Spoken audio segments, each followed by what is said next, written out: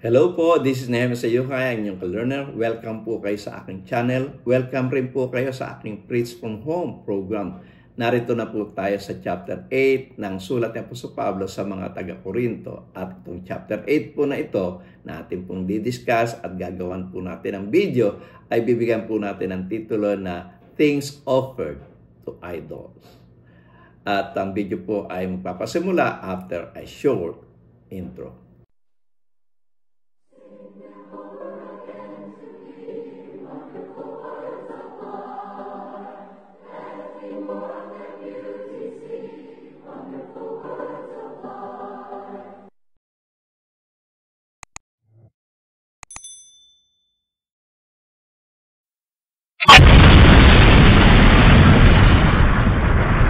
Magandang gabi mga kapatid, muli tayo mag-aral ng banal na salita at sa pagkakataong ito, narito na po tayo sa chapter 8 ng sulat ni Apostol Pablo sa mga taga-Korinto. Alam naman po natin kapag meron po tayong nakita sa New Testament na mga sulat, dalawa pong bahagi kasi ang Bible, merong Old Testament Scriptures, meron pong New Testament Scriptures. Sa lumang tipan at sa bagong tipan. At dito po sa bagong pakikipagtipan ng Diyos ay may mga sulat po tayong nakikita. Meron pong sulat sa mga taga-Thessalonica, may sulat po sa mga taga-Galacia, may sulat po sa mga taga-Epheso, sa mga taga-Colosas. Marami po tayong nakikita mga sulat. At yan ay mga sulat ni Apostol Pablo. At kaya po siya sumusulat dahil gusto niyang tumulong sa kinahaharap na problema ng iglesyang kanyang sinusulatan. Kung sumulat man siya sa isang individual, ito'y may kinalaman pa rin doon sa iglesyang kung saan naroon yung isang individual. Kagaya po ni Timothy, siya po ay sinusulatan ng Apostol Pablo para doon po sa iglesia ng Epheso. Dito po sa aklat ng ng Korinto, ito po ay unang sulat ng Apostol Pablo sa mga taga-Korinto. Meron po siya ikalawang sulat. Ito po, kaya po siya sumulat ay para doon sa problema kanilang kinaharap. Dito po sa Korinto, sa Kapitulo 1 hanggang 4, tinalakay niya po ang problema ng pagkakahiwa-hiwalay, ang problema ng pagkakampi-kampi. Meron po nagsasabi na ako kay Pedro, o kay Cephas, ako kay Pablo, ako kay Apollos, ang iba nga ang sinasabi, ako ay kay Kristo. So gusto niyang solusyonan ito. Gusto niya na ang iglesia ng Korinto, bagamat maraming problema at maraming suliranin na kanilang kinaharap, ay sila ay masolusyonan. At pagdating po sa chapter 5, chapter 6, at sa chapter 7, ito po ay may kinalaman sa problema ng fornication. So tatlong kapitulo po yan na ang nilalaman ay yung tulong ni Apostol Pablo, mga advices ni Apostol Pablo para masolusyonan yung kinaharap nilang kaso ng mga fornication o pakikiapid. At doon nga po sa chapter 7 na kung saan ito po yung huli nating video na ating pong nagawa, na medyo natagalan po tayo ng paggawa uli ng video, binigyan po natin siya ng titulo na Keeping God's Commands is What Counts. So dito po ay tinalakay ni Apostol Pablo yung may kinalaman sa pag-aasawa. So ang tinatalakay ni Apostol Pablo rito para yung mga may asawa o may mga lalaki ay dapat sila mag-asawa upang sa ganun ay maiwasan yung fornication. So, ang title po nung chapter 7, pasensya na po, nagkakamali po tayo ng bigkas. Sa chapter 7 ay yung Keeping God's Command is What Counts. So, kung hindi pa po ninyo ito napapanood, sana po ay panoorin nyo. Hindi lang po yung chapter 7, simulan po niyo sa chapter 1, chapter 2, chapter 3, chapter 4, chapter 5, sa chapter 6 hanggang dito po sa chapter 7. At ngayon ay pupunta po tayo, no, doon sa chapter 8. At bago natin puntahan yon, puntahan muna natin yung talata sa chapter 7 na kung saan ay kinuha natin ito pong ating titulo. At yun po ay matatagpuan natin sa 1 Corinthians chapter 7 verse 19. No, NIV na po ang ating babasahin at ang sabi po ng banal na kasulatan ay ganito: circumcision is nothing and uncircumcision is nothing.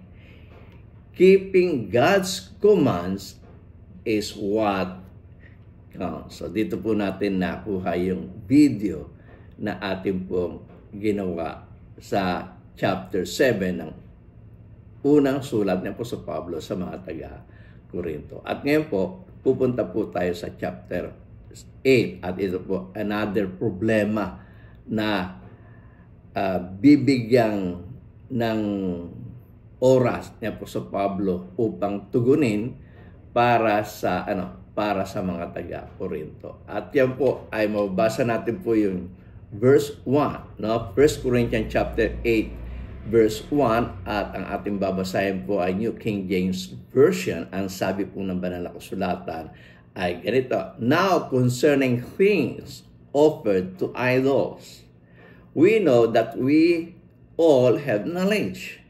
Knowledge pops up, but love edifies. So sa Tagalog, ang sabi po ng banal na kasulatan ay ganito. Unang Korinto, kapitulo 8, talatang 1, at ang babasahin po natin New Filipino Version. Ang sabi po ng banal na kasulatan ay ganito: Ngayon tungkol sa mga bagay na inihain sa mga Diyos-Diyosan, nalalaman natin na tayong lahat ay may kaalaman. Ang kaalaman ay nagpapalalo, ngunit ang pag-ibig ay nagpapatibay. So makikita natin ito pong mga taga-Korinto na mga dating hintil na ngayon ay na-convert na sa pagiging alagad ng ating Panginoon Jesucristo o sinasabing pagiging Kristiyano ay nahihirati pa rin doon sa sa mga bagay na inihahain sa Diyos-Diyosan.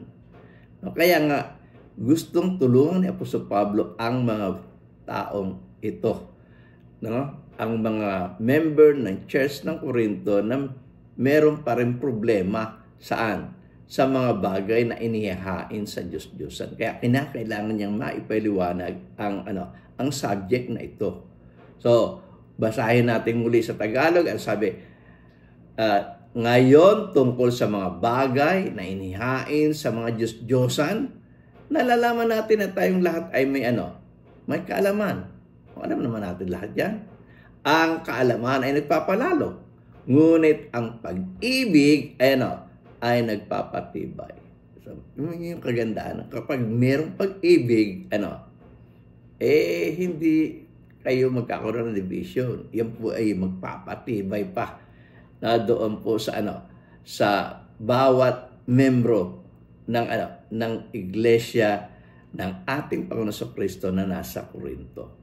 So, sa verse 2, kung babasahin po natin yung verse 2, pero bago natin basahin po yung verse 2, tingnan po natin yung salitang ginamit doon sa mga bagay na inihain sa Diyos-Diyosan o yung hain sa Diyos-Diyosan. Ano po ang terminong ginamit sa Greek ni Apostol Pablo?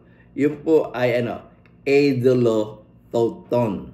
Na yun po yung tinutukoy ni Apostol Pablo rito, na ang idolototon ay binigyan ng kahulugan na doon sa Strong's Lexicon. Ang sabi doon ay ito ay sacrifice to idols. Ang meaning niyan yung mga meat sacrifice on an image. Na ang pronunciation po ng idolototon ay idolototos o idolototon. Yan po yung word na ginamit. Ito pong word na to, ito po yung word rin na ginamit doon sa sa ni Lucas doon sa Acts chapter 15, na kung saan ay yung mga hintil na nagbabalik loob sa Panginoon ay wag nang atangan ng mas mabigat pang mga mga bagay, kundi atangan sila na wag na sila na sumamba sa Diyos-Diyosan. Iwasan na yung pag-aalay ng ng mga bagay para sa kanilang Diyos-Diyosan. At binanggit nga yung mga bagay na yon, wag na kayo mag-alay ng dugo, wag na kayo mag-alay ng mga binigti, at wag nyo na rin ialay yung fornication. Sapagkat ang mga hintil po kapag sila'y sumasamba ay nag-aalay sila ng ng dugo, nag-aalay sila ng mga sacrifice, ng mga binigting mga hayop na hindi pinalalabas yung dugo, at sa kanilang mga temple, lalo na yung temple of fertility, para sa God of fertility, ay nagkakaroon sila ng nakikipag-sex sila doon sa mga priestesses na naandoon sa sa loob ng templo.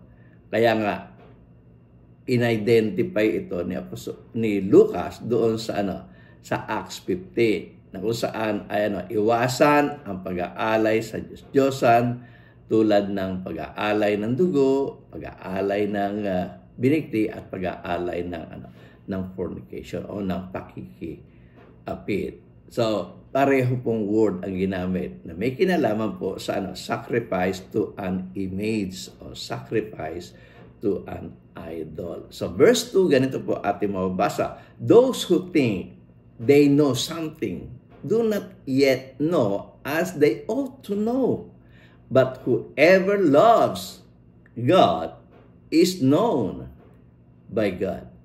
Sa Tagalog, kung ating pong babasahin sa Unang Korinto Kapitulo 8, talatang 2 hanggang 3 ng New Filipino Version, ang sabi po ng Banal na Kasulatan ay ganito: kung ang sinuman ay nag-aakala na siya'y may nalalamang anuman, ay wala pang nalalaman gaya ng nararapat niyang malaman.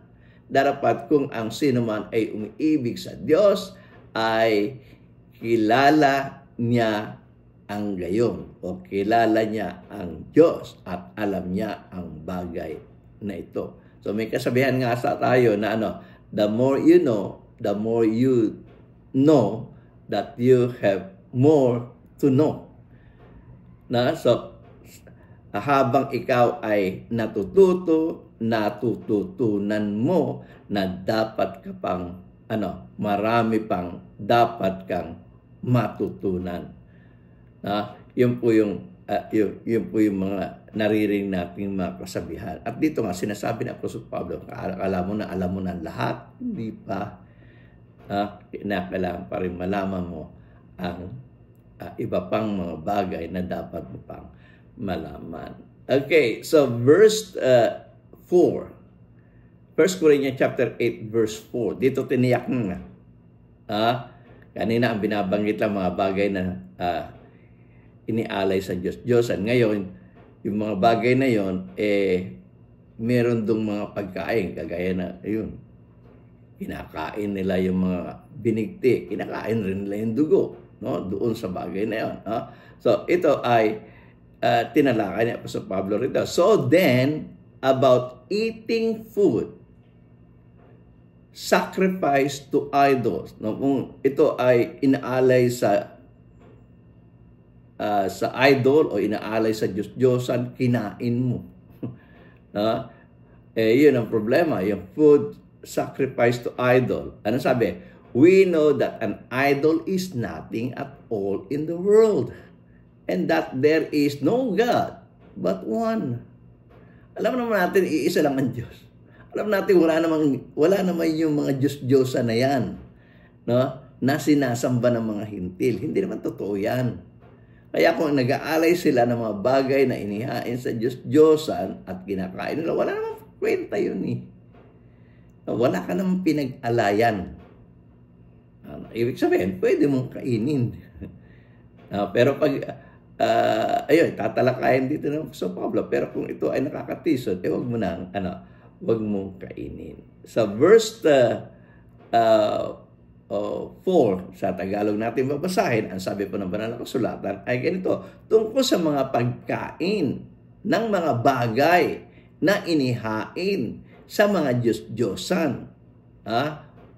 Pagkain ng mga bagay. Kung kakainin mo yung mga bagay na inihain sa Diyos-Diyosan, sabi nga, nalalaman natin na ang Diyos-Diyosan ay walang kabuluhan sa libutan. Wala talagang Diyos-Diyosan. Wala.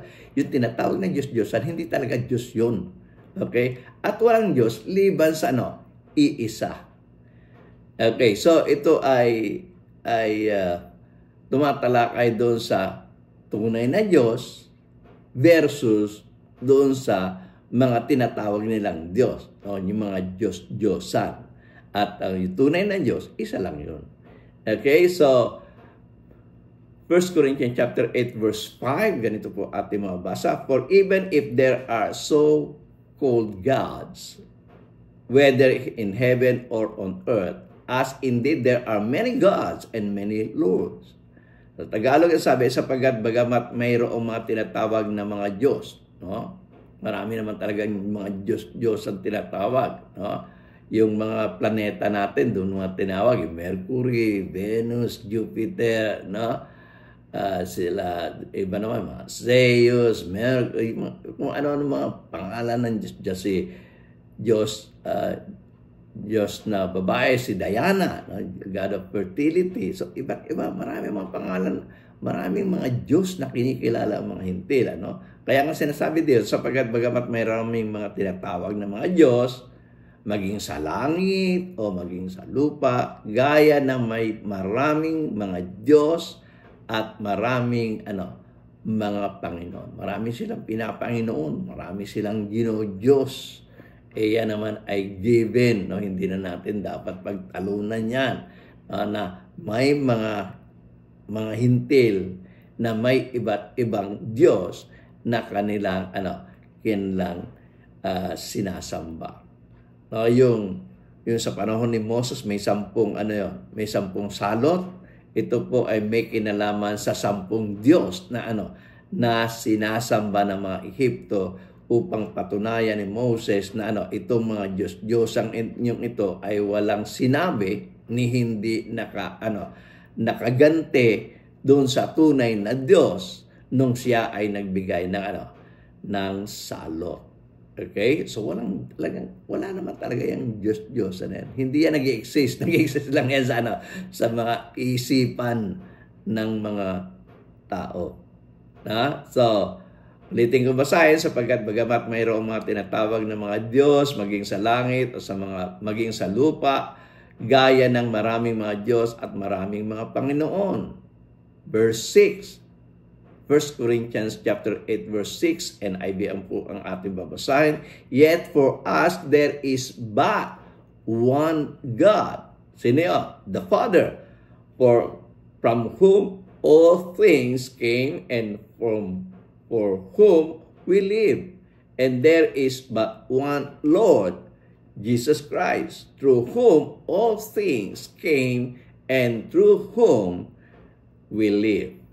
Sa Tagalog po niyan, sa New Filipino Version, ang sabi diyan, ngunit sa ganang atin ay may isang Diyos. Bakit may pula yung lamang? Mapansin nyo, naka-inclined yan, naka-italic. Kasi ang mga translator, nilalagay nilang italic yung mga word na nilalagay niya, isinisingit nila na ito ay wala sa original. Okay? So, kaya nilagyan ko rin ng red para ma-identify natin itong red na naka-italic ay wala sa original. So, babasahin po natin muli at pwede nating iwasang basahin yung naka-italic o yung sinatawag na lamang, at ganito po ating mabasa. Ngunit sa ganang atin ay may isang Diyos, ang Ama, nabuhat sa Kanya ang lahat ng mga bagay at tayo ay sa Kanya at isang Panginoon si Jesucristo, nasa pamamagitan niya ang lahat ng mga bagay at tayo'y sa pamamagitan niya. Okay? So, 1 Corinthians chapter 8 verse 7, NIV po ang ating babasahin at sabi po ng banal na kasulatan ay ganito, but now everyone possesses this knowledge. Some people are still so accustomed to idols that when they eat sacrificial food, they think of it as having been sacrificed to a god. And since their conscience is weak, it is defiled. Sa Tagalog, ang sabi, gayon may wala sa lahat ng mga tao ang kaalamang yan. Na, kung may mga tao mang nakakaalam nito, may mga taong hindi alam ito. Okay? Gayon may wala sa lahat ng tao ang kaalamang yan, kundi ang ilan na hanggang ngayon nangamimihasa sa Diyos-Diyosan.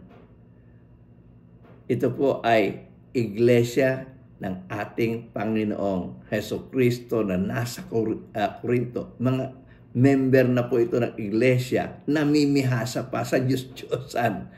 Okay? Ay kumakain na parang isang bagay na inihain sa sa Diyos-Diyosan, at ang kanilang budhi, palibhasa ay mahina, ay ay nangahahawa. Okay? Verse 8, ang sabi ay ganito, Unang Korinto, Kapitulo 8, talatang 8, sa English po muna natin mabasahin, sa NIV, but food does not bring us near to God. So, kanina ang pinupuntusan niya yung Diyos-Diyosan at ang tunay na Diyos na pinag-aalayan. Ngayon, pinupuntusan niya na ngayon dito yung mga food, yung pagkain. Na sinasabi niya nga, food does not bring us near to God. We are no worse if we do not eat, and no better if we do eat. So, ang issue dito, yung kinakain nila, yung inihain sa mga Diyos-Diyosan. Mga pagkain ito, inihain sa Diyos-Diyosan, pero kinakain nila. Yun yung issue. Yun naman talaga, kung mayroong pagkain iniaalay sa Diyos-Diyosan, kinakain talaga ng mga hintil. Miski ang mga Israelita, kapag merong pagkain na inialay sa tunay na Diyos doon sa templo, yung mga Levita, yun naman talaga ang source ng kanilang pagkain. No? Yung mga inialay doon sa templo. No? Doon sila nakikinabang. At dito, ang sinasabi, bawat datapwat ang pagkain ay hindi magtataguyod sa atin sa Diyos. Ni hindi tayo masama kung tayo di magsikain. Ni hindi tayo lalong mabuti kung tayo magsikain. Magsikain man tayo o hindi tayo itinuturing ng Diyos dito na tayo masama o tinuturing tayo ng Diyos na tayo ay mabuti. Walang kinalaman ito. Okay? Walang kinalaman ang bagay na ito na ating kakainin na may kinalaman sa paghahandog sa mga Diyos-Diyosan. Okay? So, ang issue dito yung pagkain inialay sa Diyos-Diyosan na kanilang kinakain. Kinakain ng mga ng mga Kristiyano na nasa Corinto. Okay? So, kung di man sila nag-alay ng pagkain inialay sa Diyos-Diyosan, dahil sila ay mga Kristiyano na, kinakain naman nila yung mga bagay na inialay sa sa Diyos-Diyosan. Okay, 1 Corinthians chapter 8 verse 9. Now, NIV po ating babasahin, ang sabi po ng banal na kasulatan ay ito, be careful, however, that the exercise of your rights does not become a stumbling block to the weak. Kung ito'y karapatan ninyo, ayan, karapatan ang binanggit na word sa English, no? Right, privilege. Wag niyong gamitin itong privilege na ito para matisod naman yung inyong mga kapatid. Yung mga mahihinang kapatid, matitisod naman. So, sa Tagalog, ganito nga ang sinasabi. Dapat, unang Korinto, Kapitulo 8, talatang 9, dapat magsipag-ingat kayo baka sa anumang paraan ang inyong kalayaang ito ay maging katitisuran sa sa mahina. So, yung may kakayahang kumain ng mga inahain sa Diyos-Diyosan sapagat alam niya na wala naman talagang Diyos-Diyosan, wala naman talagang pinag-alayan yun. Pagkain yun, pwede naman kainin. Meron siyang kakayahan, meron siyang kalayaan na kainin yun. Ingat-ingat naman doon sa mga mahihina na baka sila ay matisod. Okay? So, nagkakaintindihan tayo po doon sa issue na yun.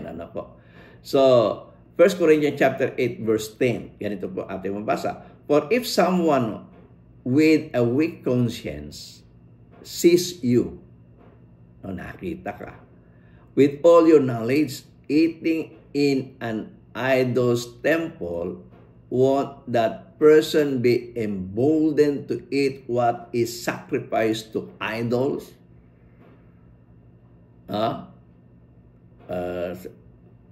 Magkakaroon ng lakas ng loob yun. Siya nga kumain Ikakain ako dun sa inihain doon sa Diyos-Diyosan. Yun yung pinupunto ni Apostol Pablo. Mas magandang Tagalogin na natin. Sa unang Korinto, Kapitulo 8, talatang 10, ang sabi ko na banal na kasulatan ay ito, sapagat kung makita ng sino mang ikaw na may kaalaman na nakikisalo sa pagkain sa templo ng Diyos-Diyosan, hindi baga titibay ang kanyang budhi kung siya ay mahina upang kumain ng mga bagay na inahain sa Diyos-Diyosan. So, pansinin niyo ang issue kasi dito, lalabas na may Diyos-Diyosan at yung inihain pwedeng kainin. Kasi nga, ikaw, alam mo na wala naman talagang Diyos-Diyosan. Kung meron mang mag-hain ng mga bagay, mga pagkain na inihain doon sa Diyos-Diyosan na yun, na hindi mo naman talaga pinaniniwalaan talagang Diyos at naniniwala ka na wala naman talagang naialay. Kumbaga sa'yo, ang alam mo, ito'y pagkain. Wala naman itong pinag-alayan sapagkat wala naman Diyos. Hihina naman yung isa. Para bagang ang nasa isip niya naman, pwedeng kumain ng mga bagay na inihain doon sa Diyos-Diyosan. Kung naiintindihan niya. Pero yun ang punto ni Apostol Pablo. Okay, so 1 Corinthians chapter 8 verse 11, ganito ating mabasa. So this weak brother or sister for whom Christ died is destroyed by your knowledge. Nga, masisira siya. Sa Tagalog, sapagkat sa pamagitan ng iyong kaalaman, ay napapahamak ang mahina. Ang kapatid na dahil sa kanya ay namatay si Kristo. Minsan yung kaya nga sa simula pa lang sinasabi, knowledge pops up. Di ba? Bakit? Kasi nga, hindi na kinukonsider yung mahina na yung gawa ng kanilang kahinaan sa pananampalataya at wala kakaunti ang kaalaman ay natitisod. Yung mga may kaalaman, yabang naman. Kaya, pansinin niyo doon sa Roma, sa sulat ni Apostol Pablo sa mga taga-Roma, na meron din doon mga bagay na kinakait at hindi kinakain. At yung kumakain, malalakas yun. Marami kasing kaalaman, malakas yung kanyang pananampalataya. Yung hindi kumakain, mahina. At dahil sa mahina siya, nagiging judgmental siya. Nakikita niya yung nabasa o kung napag-aralan natin yung Roma dito po sa aking YouTube channel. Meron tayong serye ng pag-aaral din sa Roma. Sa chapter 14 ay tinalakay ang bagay na yan. So, yung kayang kumain, malakas sa pananampalataya niya kasi marami silang alam. yung hindi kayang kumain, yun yung mahihina sa pananampalataya sapagkat konti lang pa lamang yung kanilang nalalaman tungkol sa salita ng Diyos. Okay, so 1 Corinthians chapter 8 verse 12, ganito po ating mabasa. When you sin against them in this way, no, tinuturing na kasalanan ni Apostol Pablo yan. Kapag natisod mo ang iyong kapatid. When you sin against them in this way and wound their weak conscience, you sin against Christ. Ang Tagalog, at sa ganitong pagkakasala laban sa mga kapatid at sa pagkakasugad ng alambuthi, kung ito'y mahina, ay nagkakasala kayo laban kay Kristo. So, ano yung pagkakasala na gawa? Yung pagkain ba doon sa mga inihain sa Diyos-Diyosan? Kinakain mo yung mga bagay na inain sa Diyos-Diyosan? Hindi po yun ang kasalanan kundi yung pagkakatisod ng mahinang kapatid dahil nakikita kang kumakain ng mga bagay na inihain sa Diyos-Diyosan. At tila bagang may tunay ngang tunay nga yung na Diyos, yung mga Diyos-Diyosan. Okay? Nagkakasala ka kay Kristo. Okay, so 1 Corinthians chapter 8 verse 13 at ito na yata yung pinakahuling talata ng ating mababasa. Ang sabi po ng banal na kasulatan ay ganito, therefore, if what I eat causes my brother or sister to fall into sin, I will never eat meat again, so that I will not cause them to fall. Yung sinasabi niyang, I will not eat meat again. I will not eat meat doon sa inialay sa Diyos-Diyosan, hindi na ako kakain muli noon. Sa Tagalog, ganito ang ating mabasa. Kaya, kung ang pagkain, yung pagkain inihain sa Diyos-Diyosan, ay makapagpapatisod sa akin, sa kapatid, kailanman ay hindi ako kakain ng lamang kati, ng ibig sabihin ng karne, na inihain sa Diyos-Diyosan, upang ako'y huwag makapagpatisod sa aking kapatid. So, maliwanag po yan. So, iba po itong sulat ni Apostol Pablo sa mga kategorya. Iba ang konteksto nito doon sa pagkakagawa naman pagkakasulat naman ni Lucas doon sa Acts 15.